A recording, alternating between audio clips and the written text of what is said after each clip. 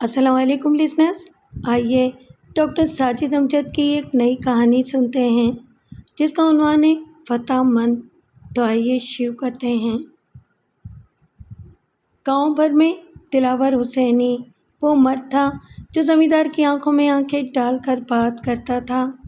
نہ وہ اس کی دولت سے مرعوب تھا، نہ اس کے لٹھ برداروں سے خائف، جبکہ کیا بوڑھے کیا جوان سب خارش زدہ کتوں کی طرح زمیندار کی حویلی کے سامنے دم ہلاتے اور جھڑکیاں کھاتے تھے۔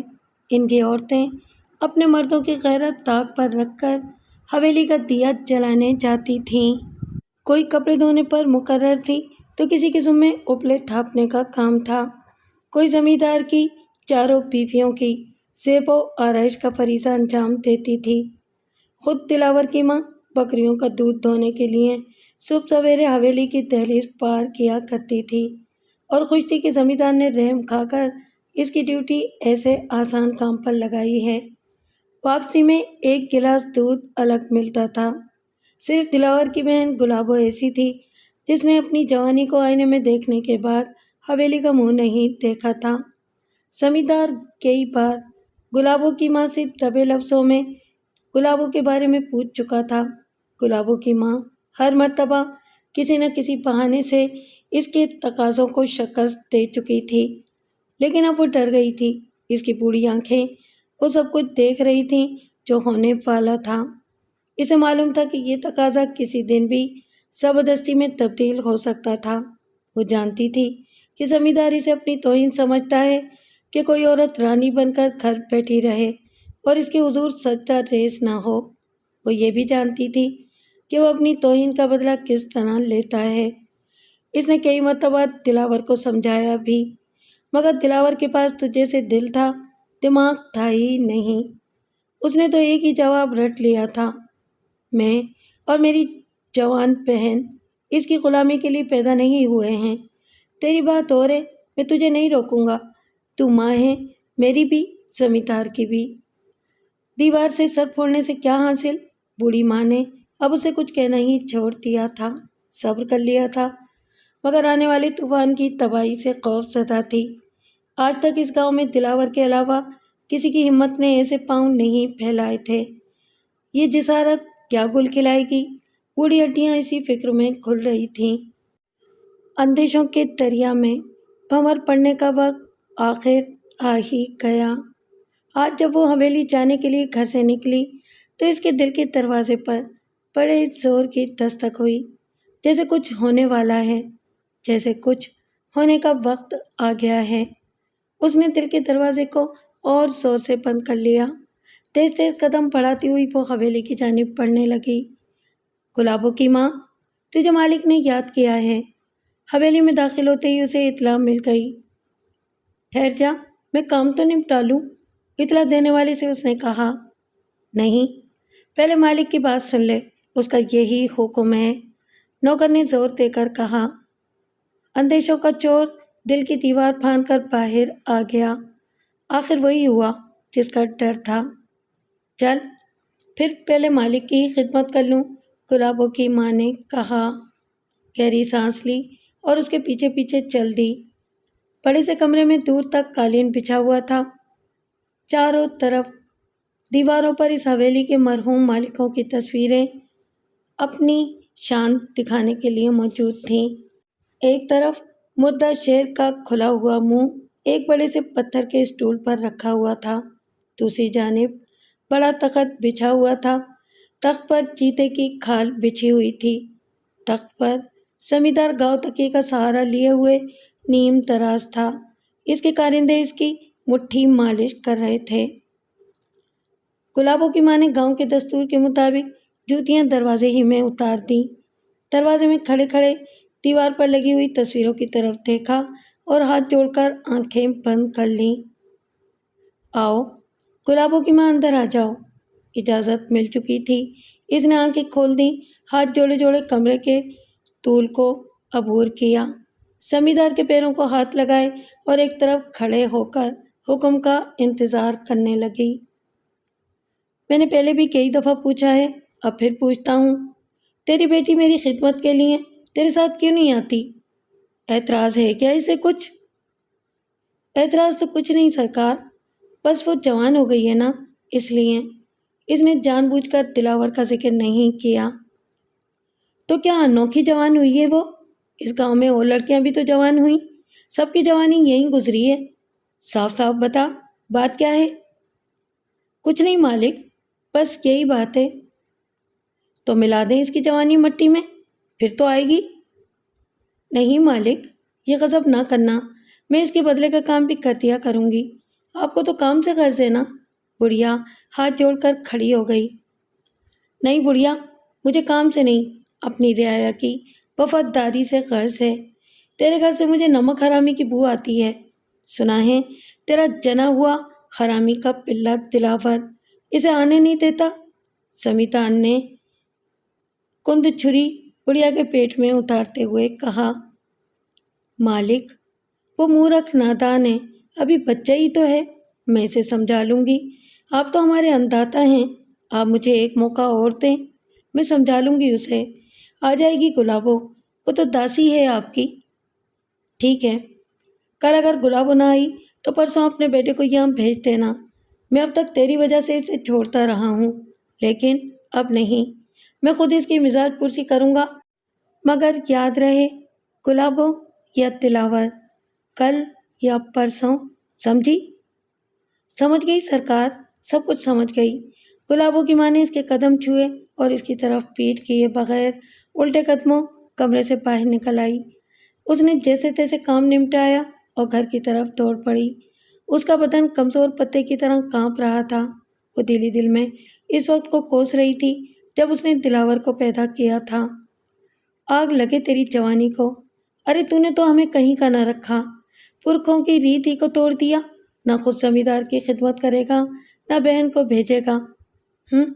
پڑھایا سورما کہیں کا، اب دے جواب زمیندار کو، اب کر انداتا سے بحث۔ ارے وہ کیوں بحث کرنے لگا؟ بچہ ہے، ضد میں آ گیا ہے، ذرا کہوں گی مان جائے گا۔ آخر ہے کس کا بیٹا؟ اس باپ کا بیٹا جس نے زمیندار کی خاطر اپنی جان تک قربان کر دی تھی۔ مان جائے گا، مان جائے گا، بس میرے کہنے کی دیر ہے۔ اپنے آپ سے باتیں کرتی ہوئی وہ گھر تک پہنچ گئی۔ یہ بھی اتفاقی تھا کہ دلاور سے گھر پر ہی مل گیا، ورنہ وہ گھر میں ٹکتا ہی کہاں تھا۔ اس کے پیروں میں تو جیسے پہیے لگے ہوئے تھے، جانے کہاں کہاں مارا پھرتا تھا، ہر وقت کسی سوچ میں گم یا لڑنے مرنے پر آما تھا۔ ایک آزاد روح تھی جو مزید آزادی ڈھونڈتی پھرتی تھی۔ اچھا ہوا تو گھر پر ہی مل گیا، آج آخری دفعہ بات ہو ہی جائے، اس کی ماں نے اسے دیکھتے ہی کہا۔ خیر تو ہے اماں، بات کیا ہے؟ جا اب زمیندار سے بات کر، بلایا ہے تجھے۔ میں کیوں جاؤں؟ نوکر ہوں اس کا؟ تو پھر گلابو میرے ساتھ جائے گی کل زمیندار جی کی حویلی پر۔ لیکن کیوں؟ مالک کا یہی حکم ہے، تو یا گلابو۔ اچھی زبردستی ہے، نہ میں جاؤں گا نہ گلابو۔ نہیں بیٹا، ضد نہ کر، وہ بڑا ظالم ہے، تجھ سے کوئی زبردستی نہ کرے۔ کس کی ماں نے اتنا دودھ پلایا ہے جو مجھ سے زبردستی کرے گا؟ یاد ہے ایک مرتبہ اس کے پالے ہوئے کتے مجھے بلانے آئے تھے، لاٹھیاں لے کر آئے تھے، خالی ہاتھ واپس گئے تھے۔ میری بازوؤں کی مچھلیوں میں بڑی طاقت ہے، بھینسے کی گردن پکڑ لیتا ہوں تو قدم جم جاتے ہیں اس کے۔ تو فکر مت کر، کچھ نہیں ہوگا۔ میرے لال، میری بات مان لے، ایک دفعہ تو چلا جا حویلی۔ نہیں ماں، اپنے باپ کے قاتل کی دہلیز میں کیسے پار کروں گا؟ تو مجھے مجبور مت کر۔ ٹھیک ہے، تو کل گلابو میرے ساتھ جائے گی، دیکھتی ہوں کہ تو کیسے مجھے روکتا ہے، ماں نے فیصلہ کن انداز میں کہا۔ ماں کے تیور بتا رہے تھے کہ وہ فیصلہ کر چکی ہے۔ دلاور تذبذب میں پڑ گیا۔ ٹھیک ہے ماں، کل کیا میں آج ہی جاؤں گا، آر یا پار۔ اس نے چرپائی پر پڑا ہوا تعویذ گلے میں ڈالا۔ اس تعویذ کے بغیر وہ گھر سے نکلتا ہی نہیں تھا۔ اس کا عقیدہ تھا کہ جب تک یہ تعویذ اس کے گلے میں ہے، اسے کوئی گزند نہیں پہنچ سکتی۔ بڑا سا لٹ ہاتھ میں لیا، خود سے پیروں میں ڈالے، گلابوں پر ایک نظر ڈالی اور دروازے کی طرف چل دیا۔ دیکھ پتر، تسلی سے بات کرنا، زیادہ گرمی کھانے کی ضرورت نہیں، ماں نے ممتا بھری نصیحت کی۔ दिलावर ने माँ की नसीहत को सुना और घर से निकल गया। हवेली पर पहुंचकर उसने अपनी लाठी को जोर से जमीन पर मारा। जमींदार से कहना दिलावर हुसैन आया है। उसने एक नौकर से कहा। तुम तो ऐसे कह रहे हो जैसे जमींदार तुम्हारे बाप का नौकर है। नौकर ने कहा, अबे मेरा बाप ऐसा घटिया नौकर नहीं रखता था। इसने बुलाया है तो हम आए हैं, बोल दे जाकर। नौकर सहमकर अंदर की तरफ दौड़ गया। हवेली के नौकरों में खलबली मच गई। दिलावर हुसैन और हवेली पर शायद कसपल निकल गए भैया के। चला था हमारे मालिक से टक्कर लेने। एक खुशामदी ने आवाज़ा कसा, जाओ बुला रहे हैं, और हाँ ज़रा अदब से जाना। नौकर ने वापस आकर कहा, अबे मेरे साथ चल, मुझे क्या पता वो कुत्ता किधर लेटा हुआ है। मैं इस हवेली में कभी आया हूँ। दिलावर हुसैन इस नौकर के साथ उस कमरे तक पहुँच गया। जूतियाँ यहीं उतार दो, नौकर ने मशवरा दिया। अब तू भागता है यहाँ से या? दिलावर ने लाठी उठाई। मुलाजिम बेचारा रफू चक्कर हो गया। दिलावर जूतियों समेत कमरे में दाखिल हो गया। न उसने तस्वीरों की तरफ मुंह करके हाथ जोड़े, न जमींदार के कदम छुए। बोल जमींदार, क्या बात है? बात तो हम तुमसे बाद में करेंगे, मगर क्या तुम्हारी माँ ने तुम्हें बताया नहीं या दाखिल होने के आदाब तुम्हें सिखाए नहीं? क्या तुम इस गांव में नहीं रहते? क्या तुम हमारी रियाया नहीं हो? बस बस जमींदार, तूने तो सवालों की रेलगाड़ी छोड़ दी। ठहराना जाहिल उजड़ गंवार, एक एक करके जवाब देने दे। मेरी माँ ने बहुत कोशिश की, मगर ग़ुलामी के तौर तरीके मुझे ज्ञात नहीं होते। गांव में रहता हूँ इसलिए कि ये मेरे पुरखों का गांव है। रही रियाया वाली बात, तो जितनी रियाया तुझे मिल गई है यही बहुत है। दिलावर हुसैन तेरा सर खरीद नहीं। देखो दिलावर हुसैन, हम बहादुरों की कदर करते हैं, मगर बहादुरी और बदतमीज़ी में बहुत फ़र्क है। तुम बहादुर हो मगर बदतमीज़ भी हो। फिर मुझ बदतमीज़ को यहाँ बुलाया क्यों है? हम तुम्हारी तरफ दोस्ती का हाथ बढ़ाना चाहते हैं। क्यों मजाक करते हो जमींदार? अमीर गरीब की क्या दोस्ती, दुश्मनी ख़त्म हो जाए यही बहुत है। इसकी तो एक ही शर्त है, गुलाबो यहाँ काम करने आए जैसे दूसरी लड़कियाँ आती हैं। गुलाबो दूसरी लड़की नहीं है, वो दिलावर की बहन है, वो यहाँ नहीं आएगी। सोच लो दिलावर हुसैन, अगर वो यहाँ नहीं आई तो कहीं भी नहीं जा सकेगी। क्या मतलब? मतलब साफ है, तुम्हें इसकी शादी भी तो करनी होगी।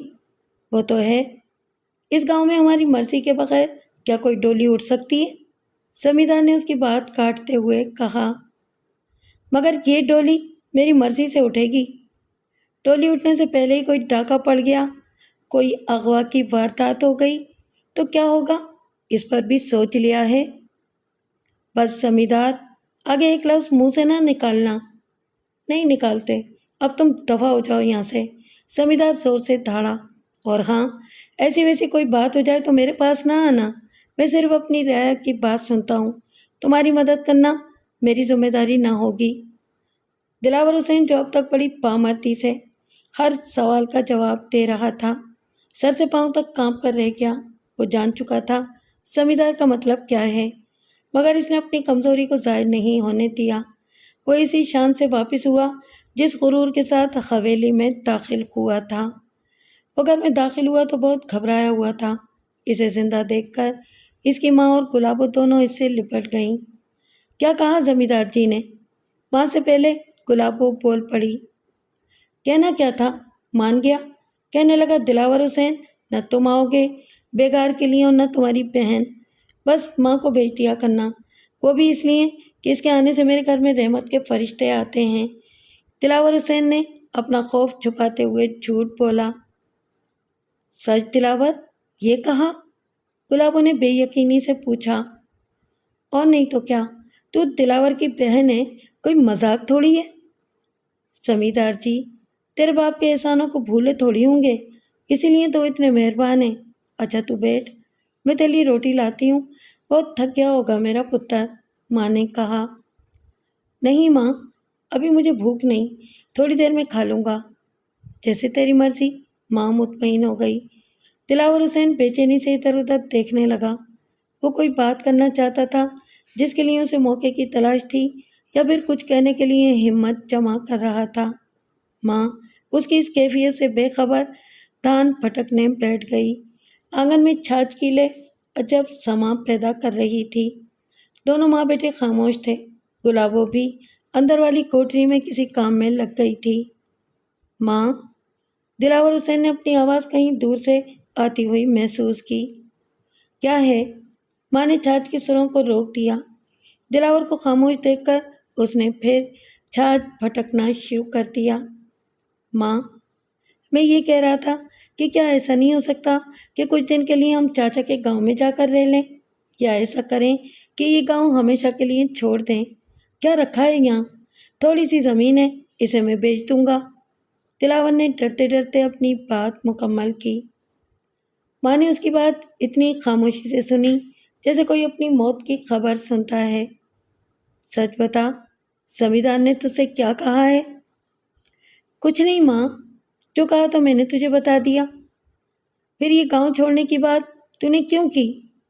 کیوں کی ایسی گری ہوئی بات؟ ماں، کیا خبر زمیندار کب بدل جائے، اس کی نیت مجھے کچھ ٹھیک نہیں لگی۔ مگر دلاور، یہاں تیرے باپ کی ہڈیاں دفن ہیں، میں یہ جنت چھوڑ کر نہیں جاؤں گی۔ اس بڑھاپے میں مجھ سے یہ نہیں ہوگا، سمجھا؟ تو پھر ماں، ہم ایسا کریں کہ اپنی گلابوں کے ہاتھ جلدی سے جلد پیلے کرتے ہیں، پھر میں اس زمیندار کے بچے کو دیکھ لوں گا۔ ہاں، میں تو خود تجھ سے یہ بات کرنے والی تھی، مگر تو گھر میں ٹکتا ہی کہاں ہے۔ آج تو ذرا جم کر بیٹھا ہے۔ تیرے چاچا کے گاؤں میں جو قمر دین ہے، تیرا چاچا اس کا رشتہ لایا تھا۔ لڑکی کی عمر ذرا زیادہ ہے، اس لیے میرا دل ٹھک نہیں رہا تھا، مگر اب تو کہہ رہا ہے تو میں ہاں کر دوں گی۔ ویسے ابھی میں نے کوئی صاف جواب نہیں دیا ہے۔ بس ماں، تو بات پکی کر لے۔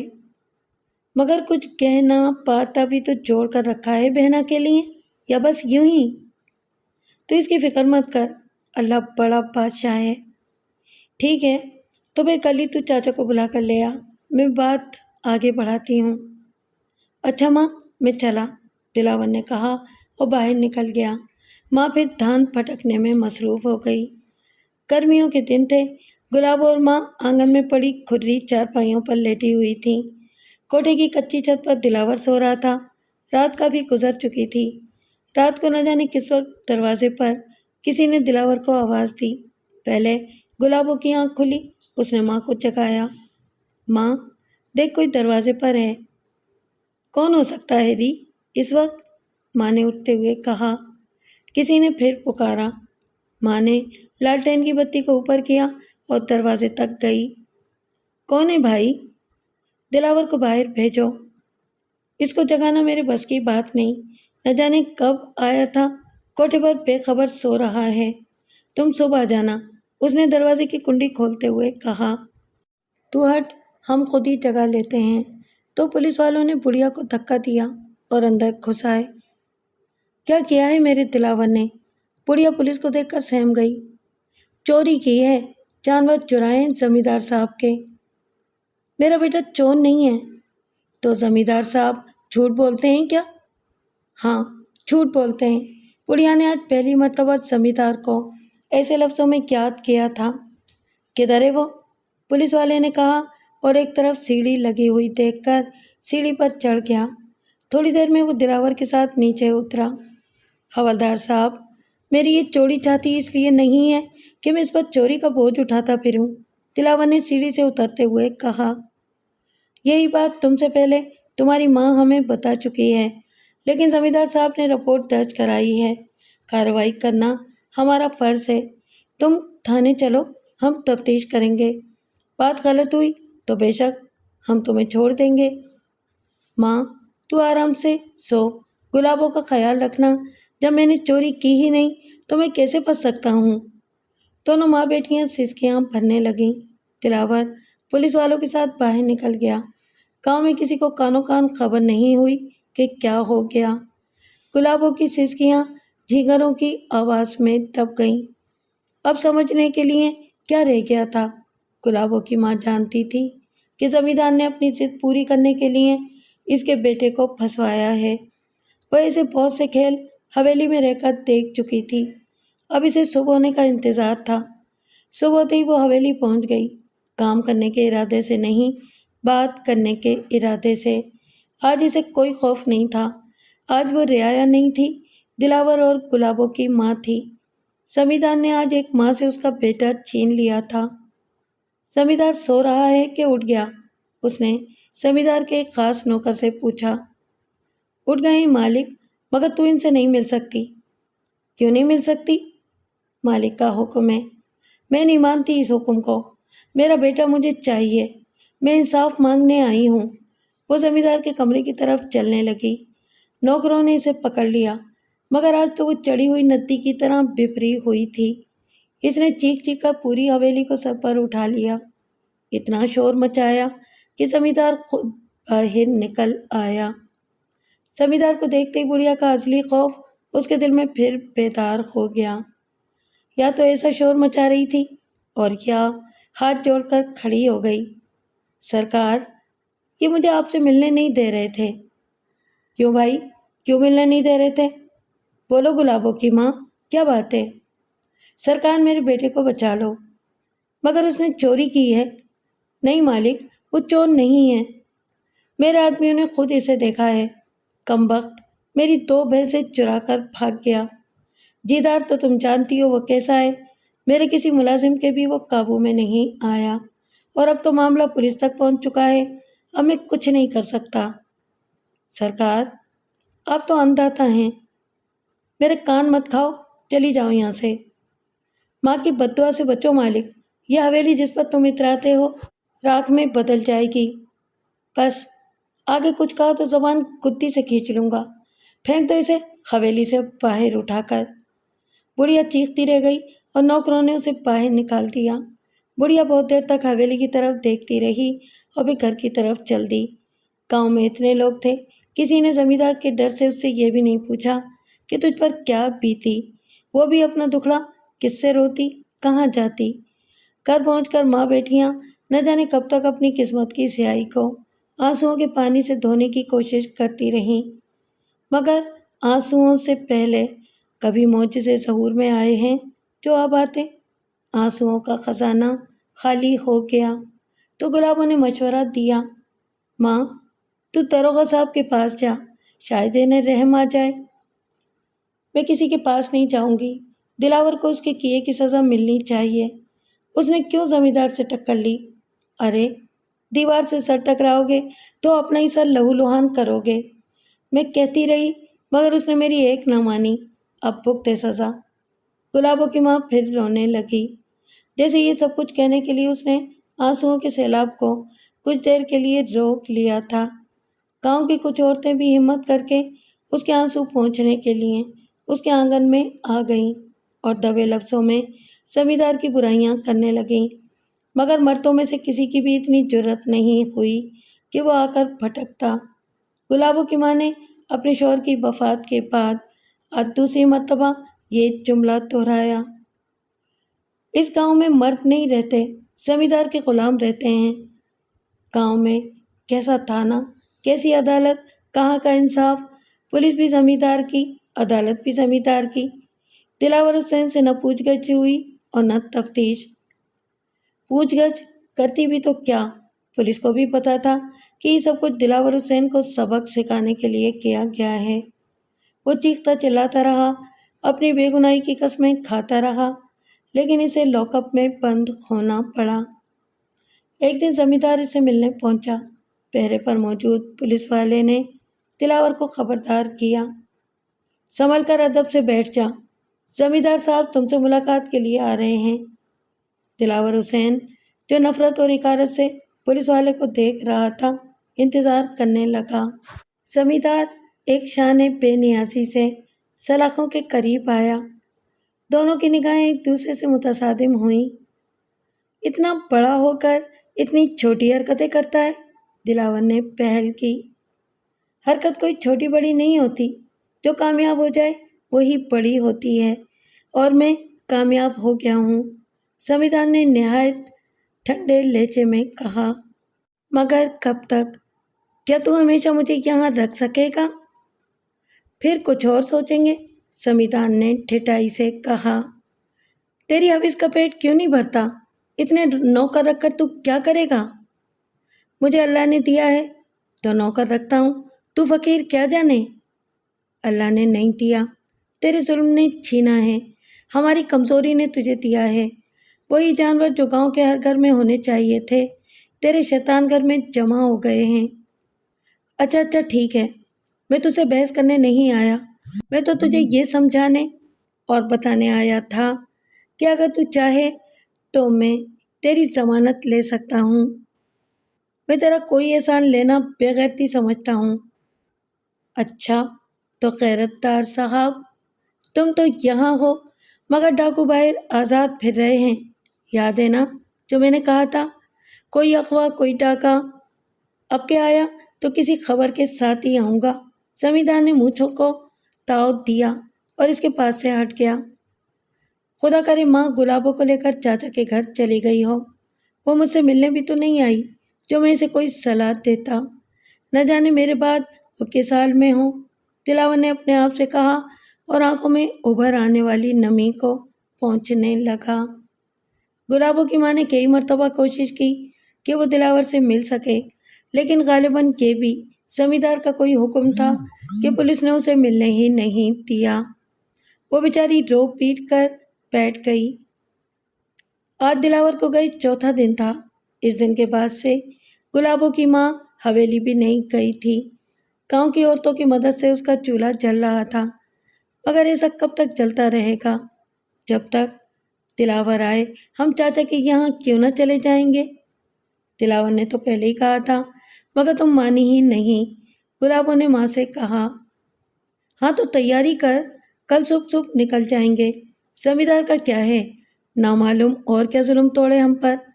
ماں نے ٹھنڈی سانس بھری۔ گلابوں نے دن بھر اپنی سہیلیوں کی مدد سے ضروری سامان کی گٹھریاں باندھی۔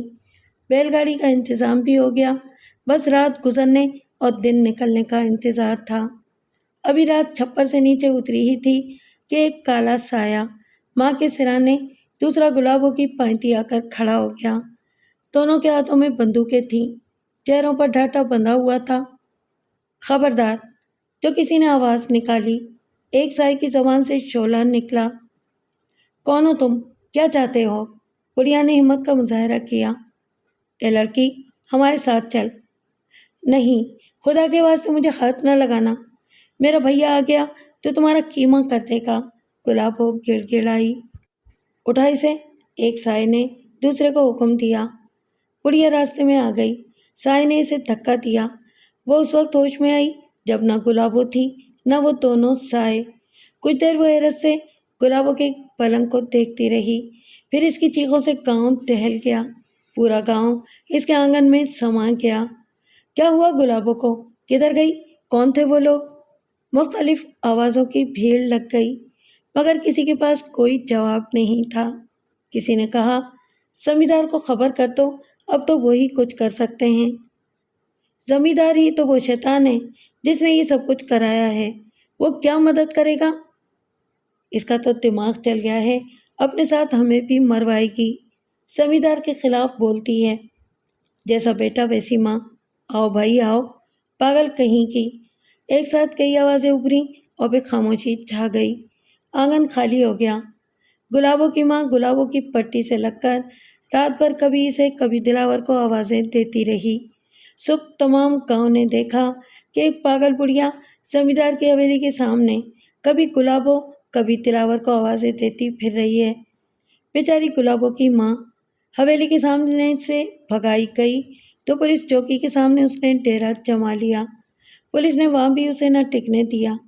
وہاں سے جانے کے بعد اسے کسی نے گاؤں میں نہ دیکھا۔ اسے زمین کھا گئی یا آسمان نگل گیا، کون جانے کس کی تلاش میں کتنی دور نکل گئی، راستہ بھٹک گئی یا راستے سے ہٹا دی گئی۔ دلاور حسین اپنے گھر میں برپا ہونے والی ہر تباہی سے بے خبر سلاخوں کے پیچھے تھا۔ آج اس کے پہرے دار نے زمیندار کے آنے کی نوید پھر سنائی۔ زمیندار پھر اسی شان بے نیازی سے چلتا ہوا دلاور کے قریب پہنچا۔ آج میں تمہارے لیے کوئی اچھی خبر نہیں لایا ہوں۔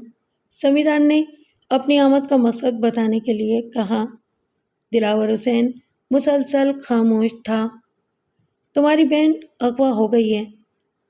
کتے، بکواس بند کر، میں تیرا خون پی جاؤں گا۔ دلاور نے اس کے گریبان کی طرف ہاتھ بڑھایا۔ زمیندار گھبرا کے پیچھے ہٹ گیا۔ لیکن یقین کرو، اس میں میرا کوئی ہاتھ نہیں۔ رات کو ڈاکو آئے اور اس غریب کو اٹھا کر لے گئے۔ زمیندار نے اپنی صفائی پیش کی۔ زمیندار، مجھے باہر نکلنے دے، میں چن چن کر تیرے کرتوتوں کا بدلہ تجھ سے لوں گا۔ دلاور اتنی زور سے دوڑا کہ پہرے پر متعین پولیس والا، جو زمیندار کے جانے کے بعد ادھر ادھر ہو گیا تھا، دوبارہ آ گیا۔ غصہ تھوک دو دلاور، ہوش کے ناخن لو۔ میں اتنا گھٹیا نہیں کہ عورتیں اٹھواتا پھروں، اور وہ بھی اپنے ہی گاؤں کی۔ گلابو میری بیٹی کی طرح ہے، اس کے لیے میں ایسا سوچ بھی نہیں سکتا۔ تم قسم لے لو کہ یہ حرکت میری نہیں ہے۔ زمیندار بات کرتے کرتے رک گیا۔ اس نے ایک نظر دلاور پر ڈالی۔ دلاور سر جھکائے خاموش کھڑا تھا۔ اسے زمیندار کی باتوں کا یقین ہوتا جا رہا تھا۔ اسے ٹھنڈا دیکھ کر زمیندار کی ہمت بندھی۔ اس نے نہایت شفقت سے دلاور کے کندھے پر ہاتھ رکھا۔ ڈاکوؤں کا ایک آدمی میرے پاس آیا تھا۔ وہ 25,000 روپے کے عوض گلابوں کو چھوڑنے پر تیار ہیں۔ میں نے کہا ٹھیک ہے، میں یہ پیغام دلاور تک پہنچا دیتا ہوں، مگر میرے پاس اتنی رقم کہاں ہے؟ اوئے، مجھے معلوم ہے، میں انتظام کر دوں گا۔ میں جانتا ہوں تجھ میں غیرت بہت ہے، اس لیے یہ رقم میں تجھے قرض دوں گا، خیرات نہیں۔ پر میری ایک شرط ہے۔ وہ کیا؟ دلاور کا غرور ٹوٹ چکا تھا۔ بھائی تم دونوں بہن بھائی، میرا مطلب ہے کہ گلابو اور تم میرے گھر اس وقت تک کام کرنے کے پابند ہوگے جب تک رقم اتر نہیں جاتی، اور اس عرصے میں گاؤں چھوڑ کر کہیں نہیں جاؤ گے۔ یہ رقم کتنے دن میں اتر جائے گی؟ دلاور نے پوچھا۔ بھائی 2 روپے تمہاری مزدوری، 2 گلابوں کی، 4 روپے روز کے حساب سے لگا لو، جتنے دن بھی لگ جائیں۔ زمیندار نے مکاری سے کہا۔ اس وقت حساب لگانے کا وقت کہاں تھا؟ دلاور کو تو یہ فکر تھی کہ جلد سے جلد گلابو واپس آ جائے۔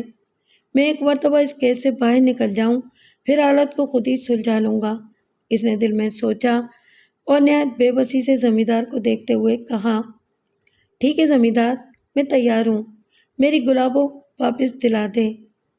اور فکر مت کر، اس کاغذ پر دستخط کر دے، کل تیری ضمانت بھی ہو جائے گی۔ سیدھا میری حویلی پہنچ جانا، گلابو وہیں مل جائے گی تجھے۔ زمیندار نے کاغذ آگے بڑھایا۔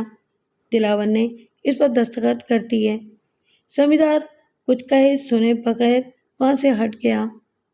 اس کے جانے کے بعد دلاور کے ہوش ٹھکانے آئے تو اس نے سوچا، ماں کے بارے میں تو میں نے پوچھا ہی نہیں۔ خیر، ٹھیک ہی ہوگی، آج ہی کی تو بات ہے، کل میں گھر پہنچ ہی جاؤں گا۔ اور وہ کل کا انتظار کرنے لگا۔ دوسرے دن زمیندار کے کہنے کے مطابق اسے اس پنجرے سے رہائی مل گئی۔ اس نے کھلی فضا میں لمبی لمبی سانسیں لیں اور حویلی کی طرف چل دیا۔ حویلی پر پہنچتے ہی اسے اطلاع مل گئی کہ زمیندار اس کا انتظار کر رہا ہے۔ وہ اس کے مخصوص کمرے تک پہنچا۔ ابھی اس نے کمرے کی دہلیز پار کی ہی تھی کہ زمیندار کی آواز گونجی، واپس جاؤ اور اس طرح کمرے میں داخل ہو جیسا کہ یہاں داخل ہونے کا قاعدہ ہے۔ جی مالک۔ دلاور کو یاد آیا کہ وہ پنجرے سے تو نکل آیا ہے، مگر اس کے پر تو ابھی کٹے ہوئے ہیں۔ وہ دروازے تک واپس گیا، جوتے اتارے، تصویروں کی طرح منہ کر کے ہاتھ جوڑے، ہاتھ باندھ کر داخل ہوا۔ زمیندار کے قدم چھوئے اور ایک طرف کھڑا ہو گیا۔ زمیندار کے نوکروں میں سے ایک نے اسے یاد دلایا کہ اب تم پوچھو، مالک کیا حکم ہے میرے لیے؟ دلاور نے جی کڑا کر کے پوچھا، مالک کیا حکم ہے میرے لیے؟ زمیندار نے فاتحانہ نگاہوں سے اپنے نوکروں کی طرف دیکھا۔ وہ بتانا چاہتا تھا کہ وہ صرف انسان ہی نہیں، ان کی غیرت بھی خرید سکتا ہے۔ علی محمد تمہیں تمہارا کام سمجھا دے گا، زمیندار نے اپنے ایک نوکر کی طرف اشارہ کیا۔ اور گلابو ابھی پہنچنے والی ہے، مل لینا۔ آپ کی اجازت ہو تو ماں سے ملاؤں؟ علی محمد سے پوچھ لینا، بس اب جاؤ، زمیندار نے ناگواری سے کہا۔ دلاور حسین نے زمیندار کے قدم چھوئے اور الٹے قدموں دروازے سے باہر نکل آیا۔ علی محمد بھی اس کے ساتھ تھا۔ علی محمد کی زبانی اسے ماں کے بارے میں معلوم ہوئے دیر نہیں لگی۔ آگ نے شعلے کا رنگ اختیار کیا۔ وہ الٹے قدم زمیندار کی طرف لوٹ گیا۔ ایک مرتبہ وہ پھر پہلے والا دلاور حسین بن گیا تھا۔ سلیل کتے، کہاں ہے میری ماں؟ زمیندار عجیب مٹی کا بنا ہوا تھا، ذرا بھی اشتعال میں نہیں آیا، نہایت نرمی سے گویا ہوا، بھائی وہ گاؤں چھوڑ کر چلی گئی ہے، تمہارے چاچا کی طرف چلی گئی ہوگی، آ جائے گی، میں جا رہا ہوں اسے لینے۔ مگر معاہدہ تو یہ ہوا تھا کہ تم گاؤں سے باہر نہیں جاؤ گے۔ میں نہیں مانتا تیرے کسی ایسے معاہدے کو، اگر روک سکتا ہے تو مجھے روک لے۔ دلاور واپس جانے کے لیے مڑا۔ پھر گلابوں کو واپس بھیج دوں؟ زمیندار نے اس کی دکھتی رگ پر ہاتھ رکھا۔ دلاور کے قدموں میں پھر زنجیر پڑ گئی، وہ رک گیا۔ تو میری کمزوریوں سے کب تک کھیلتا رہے گا زمیندار؟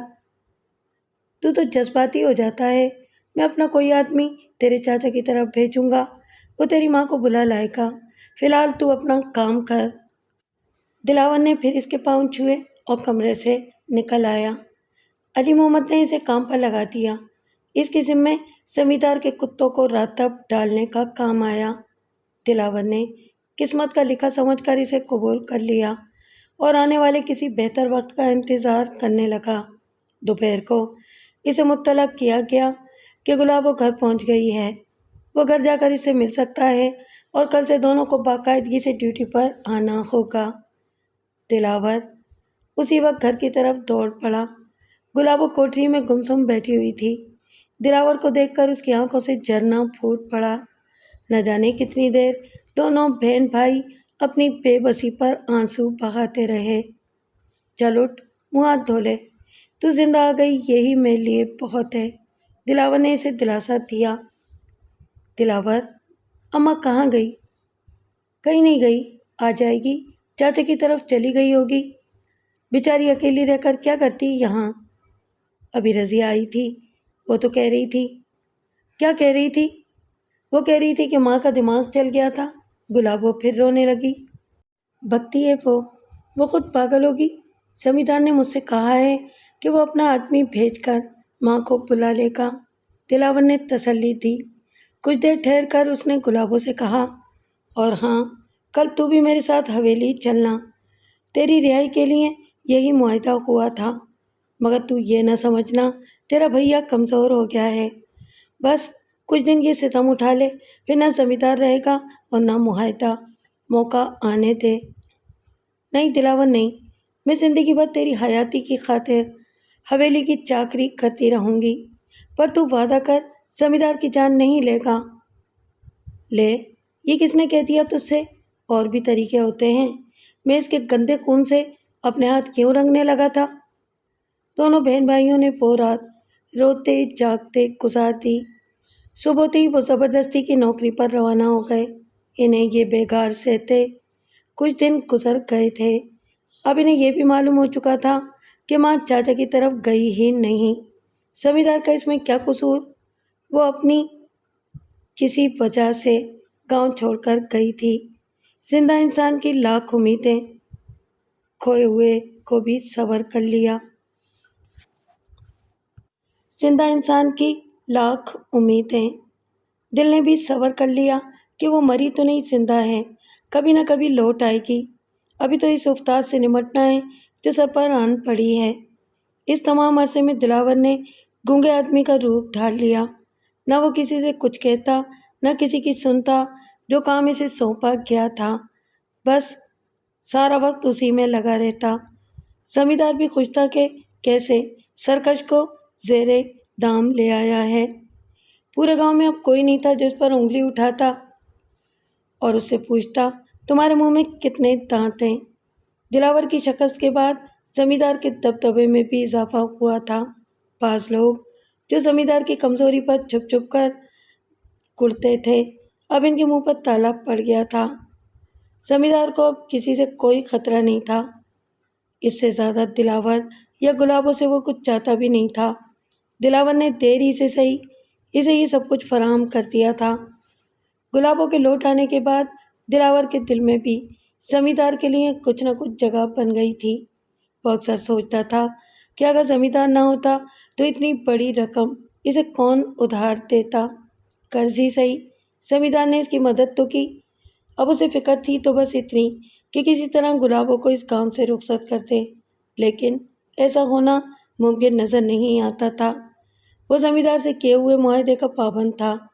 وہ چاہتا تو نہیں تھا، لیکن مجبور ہو کر اس نے یہ کوشش بھی کر دیکھی کہ اس گاؤں میں کوئی اس کی بہن کا ہاتھ تھامنے والا مل جائے، لیکن تھوڑے دن کی کوشش ہی نے اس پر یہ عقدہ کھول دیا کہ جو لڑکی اغوا ہو کر واپس آئی ہو، اس سے شادی کرنے پر کوئی بھی تیار نہیں ہوتا۔ اب اسے محسوس ہوا کہ اس کی بہن کے دوپٹے پر کیسا داغ لگ چکا ہے۔ اس کی بے گناہی کی قسم اب کون کھا سکتا ہے؟ اب تو وہ یہ تک سوچنے لگا تھا کہ کاش وہ واپس ہی نہ آئی ہوتی۔ مصیبت یہ تھی کہ وہ یہ سب باتیں گلابوں سے کہہ بھی نہیں سکتا تھا۔ اب تو یہی ہو سکتا تھا کہ کسی ایسی جگہ اس کی شادی کر دی جائے جہاں لوگ اس کے ماضی کو نہ جانتے ہوں، مگر یہ سب کچھ کیسے ہو؟ اس کا فی الحال اس کے پاس کوئی جواب نہیں تھا۔ زمیندار کی طرف سے اس کے دل میں شکر گزاری کے جذبات ہونے کے باوجود انتقام کا لاوا تھا جو باہر نکلنے کے لیے بے چین تھا، لیکن ابھی مجبوریوں کی گرفت اتنی مضبوط تھی کہ وہ آزادانہ کوئی قدم اٹھا نہیں سکتا تھا۔ اس نے یہی سوچا کہ اپنی خدمت گزاری سے پہلے اپنا اعتبار بحال کر لے، اس کے بعد کچھ سوچے گا۔ ایک دن وہ خلاف معمول کام نمٹانے کے بعد گھر آ گیا تھا۔ گلابوں حویلی پر تھی۔ گھر کی تنہائی نے اس کے خیالوں کو پرواز دی۔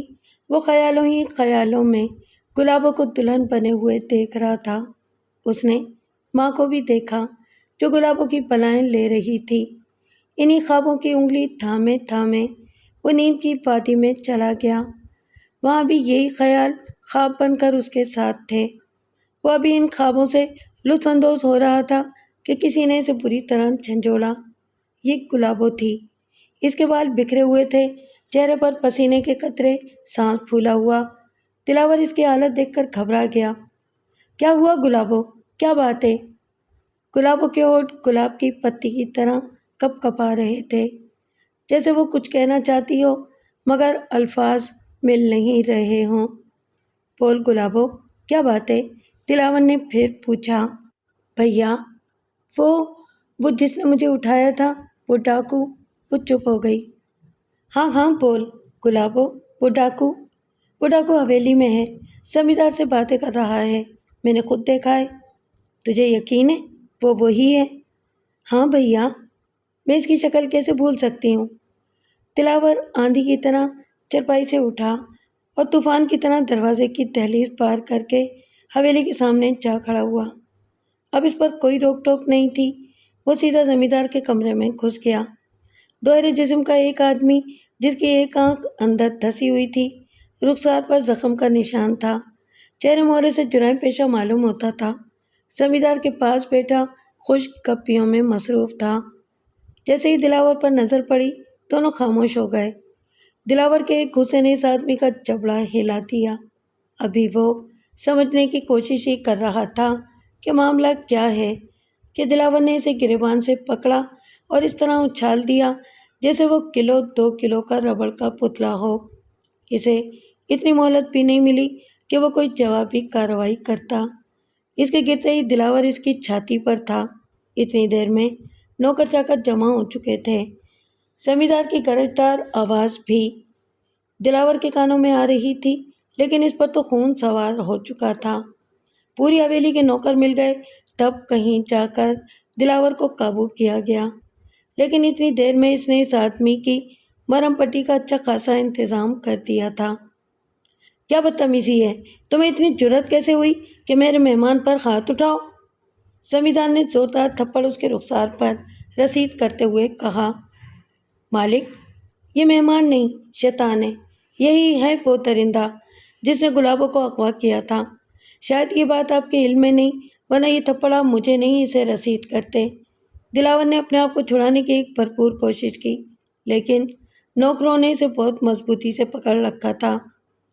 دیکھو دلاور، ہو سکتا ہے کہ یہ بات سچ ہو، ڈاکے مارنا اس کا کام ہے، धोखे से इसे तुम्हारा खत नजर आ गया हो, मगर इसने हमारी बात मानकर इसे छोड़ भी तो दिया था। अब ये ऐसी कोई हरकत नहीं करेगा, हम इसे समझा देंगे।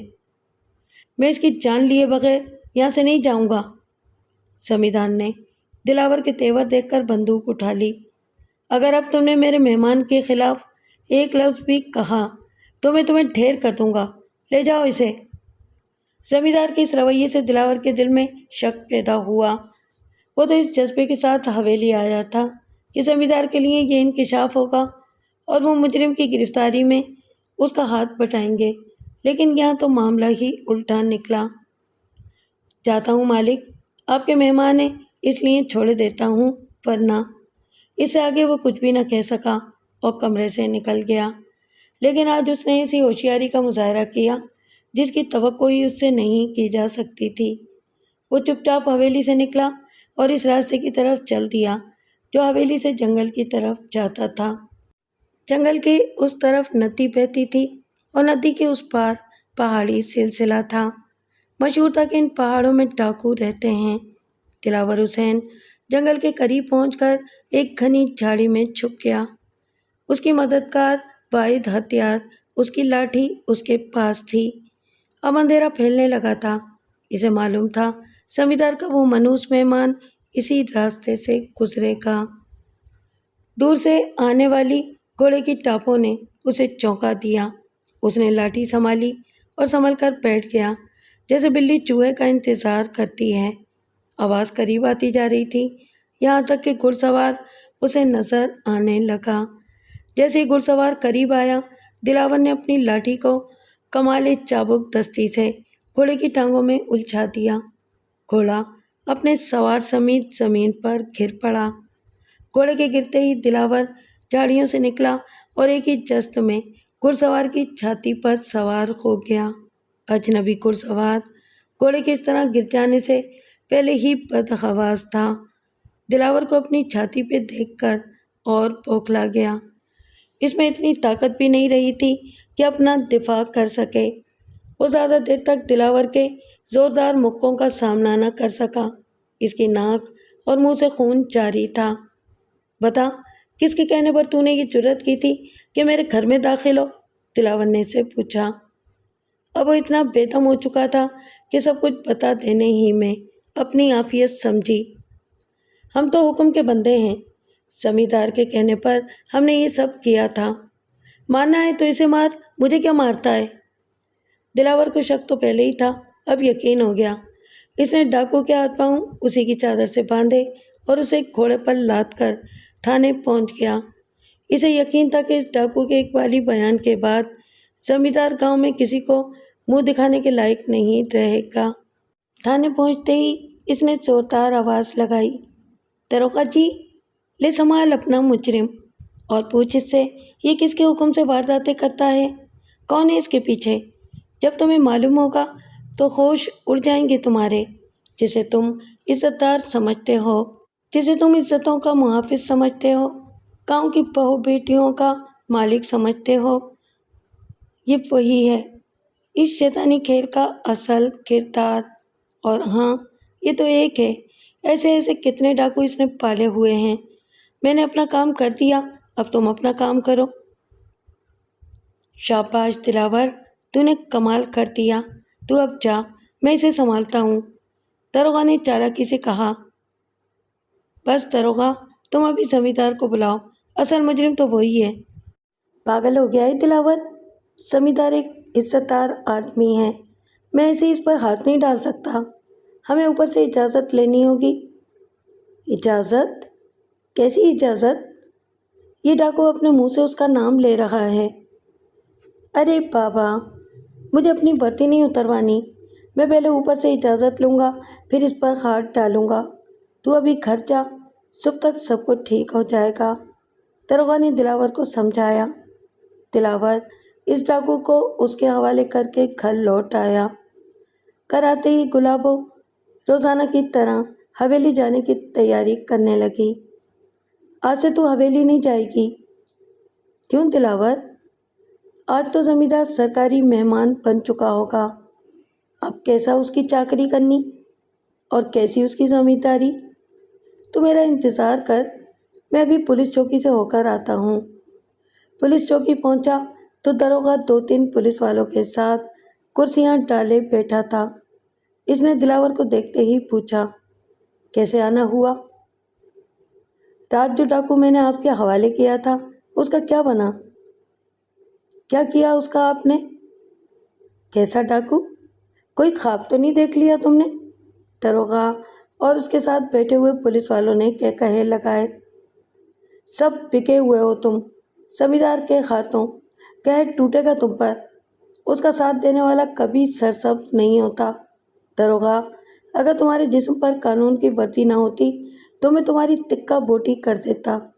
دلاور نے ضمیر فروشوں کی طرف منہ کر کے تھوک دیا اور وہاں سے نکل آیا۔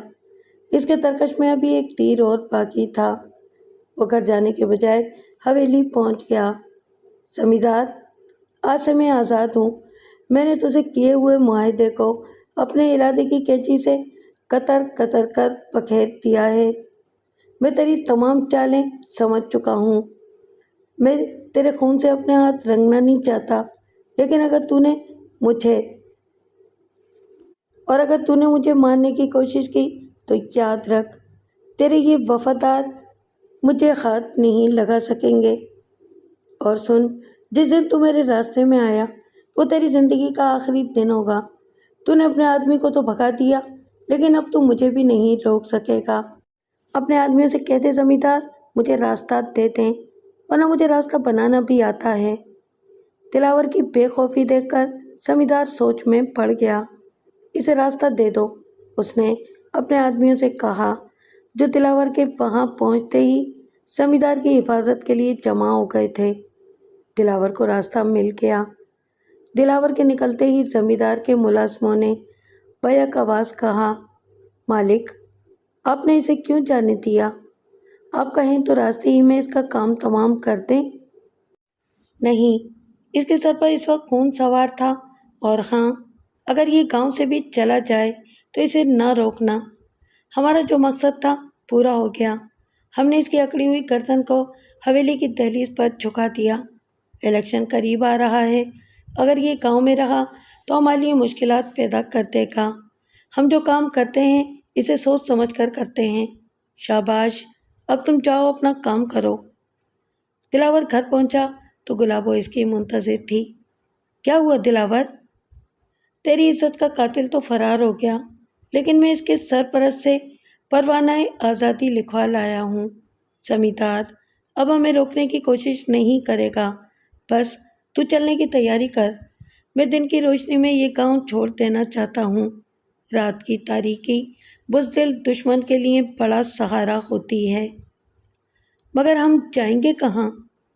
ابھی تو چاچا کا گاؤں ہی ہمارا سہارا ہے، اور یہ گھر زمین۔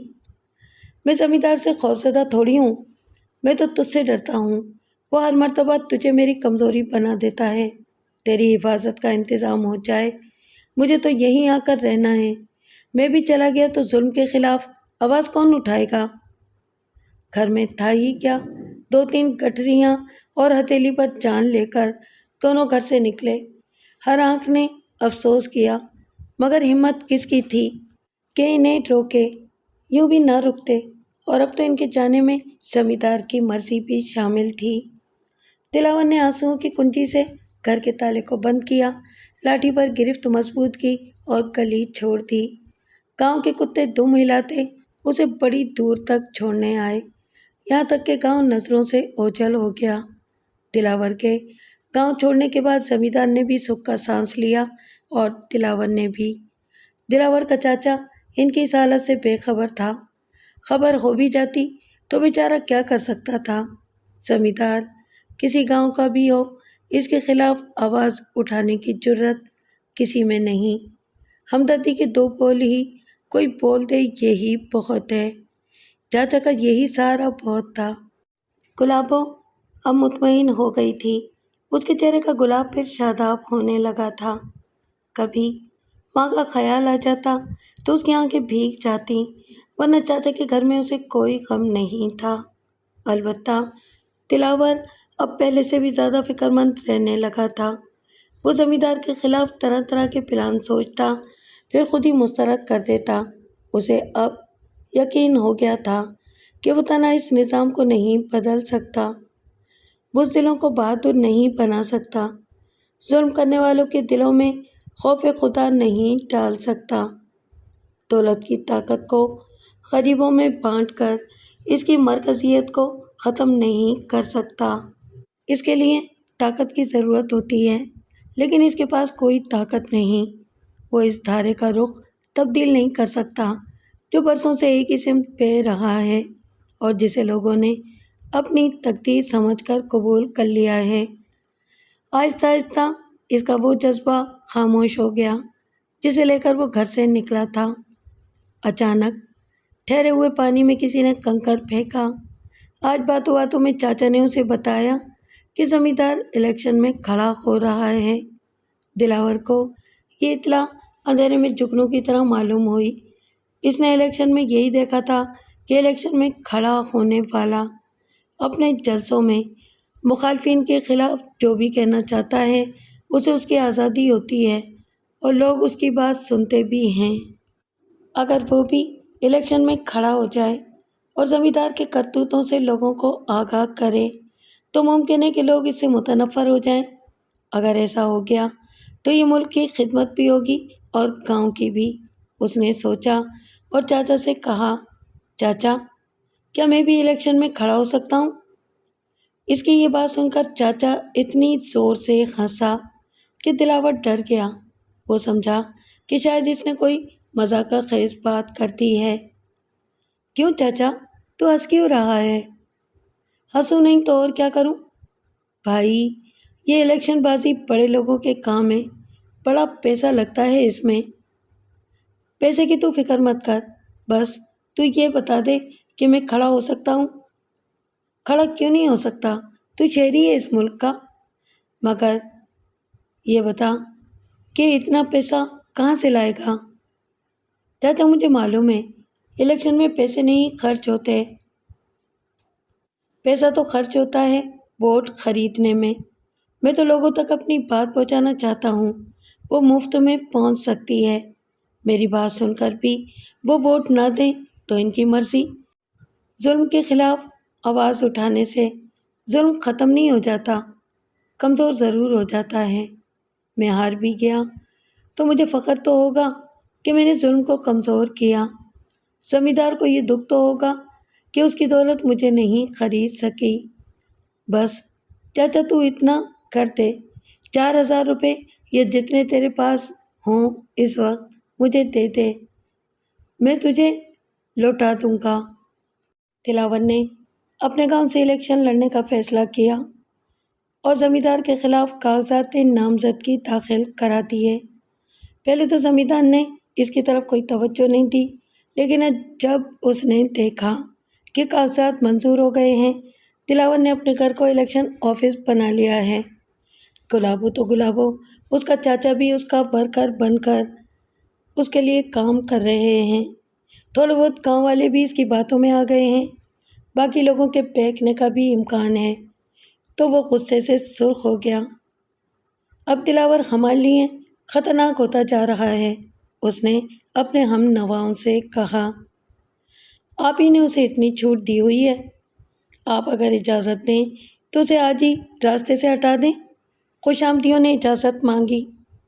نہیں، پہلے کی بات اور تھی، لیکن اب اس کی جان کو نقصان پہنچانا ہماری بدنامی کا باعث بن سکتا ہے۔ گلابوں کو اغوا کرا لیں، اب اس کا وقت بھی نکل چکا ہے، پھر کیا کیا جائے؟ خوش آمدیوں نے تشویش کا انداز اختیار کیا تو زمیندار نے اپنے شیطانی صحن سے اپنی جیب سے روایتی کارڈ نکالا۔ تمام ووٹوں میں اس وقت تک نوٹ بانٹتے رہو جب تک الیکشن ہو نہیں جاتا۔ وہ کنگلے کی اولاد ووٹوں سے ہمارا مقابلہ کر سکتا ہے، نوٹوں سے کیسے کرے گا؟ جو حکم سرکار کا۔ الیکشن کی گہما گہمی زور و شور سے جاری تھی۔ زمیندار روز جلسے کرتا تو دوسرے دن دلاور وہیں جلسہ کرتا۔ گاؤں والوں کو تو مشغلہ ہاتھ لگ گیا۔ دلاور کے جلسے میں بھی لوگ بڑی تعداد میں شامل تھے۔ دلاور بھی اپنی حسرتیں خوب نکال رہا تھا، وہ باتیں جو لوگ صرف محسوس کر سکتے تھے۔ دلاور نے ان باتوں کو زبان دے دی۔ گاؤں والوں کے لیے یہ باتیں نئی بھی تھیں، انوکھی بھی اور فکر انگیز بھی۔ انہوں نے اپنی زندگی میں پہلی مرتبہ برسر عام زمیندار کی برائیاں سنی تھیں اور برائیاں کرنے والے کسی شخص کو دیکھا تھا۔ دلاور کی مقبولیت روز بروز بڑھتی جا رہی تھی۔ زمیندار کے لیے یہ سب کچھ ناقابل برداشت تھا، لیکن برداشت کرنے کے سوا کوئی چارہ نہیں تھا۔ الیکشن کا دن آ گیا۔ دلاور کو اپنی جیت کا مکمل یقین تھا۔ وہ جانتا تھا اور اس نے یہی سنا تھا کہ سچائی کی جیت ہوتی ہے، لیکن یہ اس وقت کی بات تھی جب پیسہ ایجاد نہیں ہوا تھا، انسان نے خود کو فروخت کرنے کا کاروبار شروع نہیں کیا تھا۔ الیکشن کا رزلٹ آیا تو دلاور بری طرح ہار چکا تھا۔ زمیندار کی حویلی میں اس کے کارندے بنگلہ ڈالتے پھر رہے تھے۔ رات گئے زمیندار کو لوگ کندھوں پر بٹھا کر حویلی میں لائے۔ حویلی کے صدر دروازے پر اس کا استقبال کرنے کے لیے جمع ہونے والوں سے مختصر خطاب بھی اس نے کیا، اور اس کی پوری تقریر دلاور کے خلاف تھی۔ دلاور سے اب صبر نہ ہوا۔ اس نے ایک اونچے ٹیلے پر چڑھ کر گاؤں والوں کو للکارا۔ سنو! اس کی آواز پر کئی گردنیں اس کی طرف گھوم گئیں۔ اس نے پھر پکارا، تم نے اپنی تلوار سے اپنے ہاتھ خود اٹھا لیے ہیں۔ تم نے ایک ایسے ظالم کو اپنا آقا چن لیا ہے جو عزتوں کا لٹیرا ہے، جو تمہارے سکون کا ڈاکو ہے۔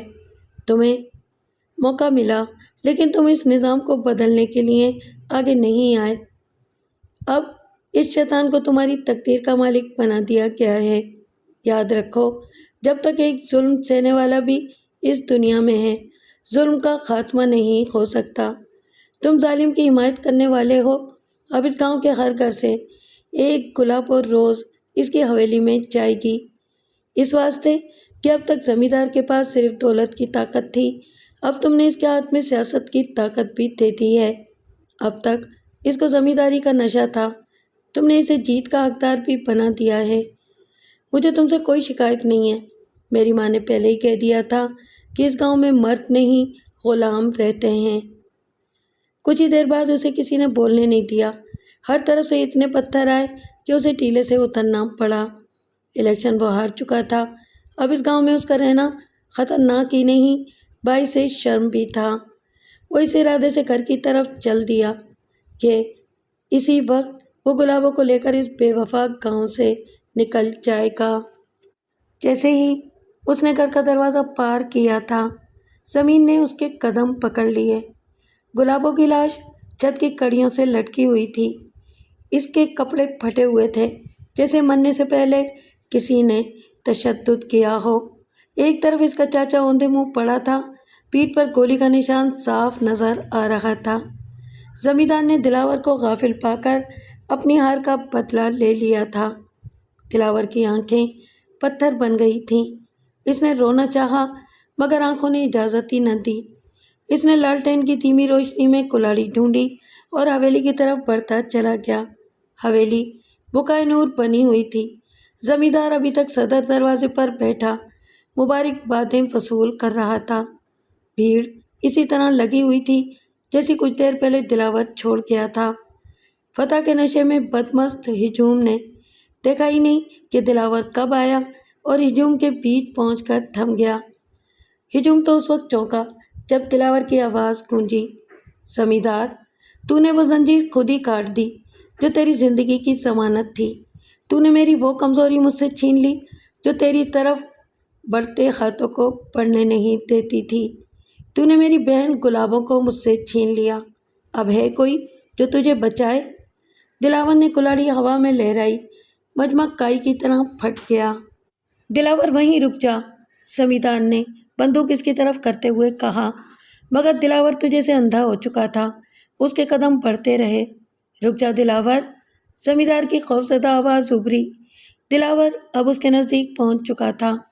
فائر کی آواز گونجی، دلاور کے قدم لڑکھڑائے، کلاڑی ہوا میں لہرائی اور زمیندار کی گردن پگڑی سمیت زمین پر گر گئی۔ دلاور بھی شاید اسی لمحے تک کے لیے زندہ تھا۔ زمیندار کی بندوق سے نکلی ہوئی گولی اس کے دل میں اتر گئی تھی۔ کلاڑی اس کے ہاتھ سے چھوٹ کر دور جا پڑی۔ وہ تیورا کر زمین پر گر پڑا۔ مجمع کو جیسے سانپ سونگھ گیا تھا۔ زمیندار کی ہر بات پر واہ واہ کہنے والے اس کی موت پر آنسو بہانے کو تیار نہیں تھے۔ اچانک ایک پاگل بڑھیا مجمع کو چیرتی ہوئی آئی۔ تیز روشنیوں میں ہر آنکھ نے اسے پہچان لیا۔ وہ دلاور کی ماں تھی۔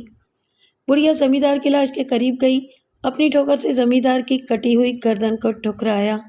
پھر دلاور کی لاش کے قریب آئی، اس کا سر اپنی آغوش میں رکھ کر بیٹھ گئی اور غضبناک آواز میں گاؤں والوں سے مخاطب ہوئی۔ اس گاؤں میں صرف زمیندار کے غلام نہیں رہتے، ایک مرد بھی رہتا تھا، مگر تم نے اسے مار دیا۔ اب تو زمیندار بھی نہیں رہا، اب صرف غلام رہتے ہیں، صرف غلام۔ میں غلاموں میں کیوں رہوں غلاموں میں؟ بڑھیا نے دلاور کی پیشانی کو بوسہ دیا اور جنگل کی طرف نکل گئی۔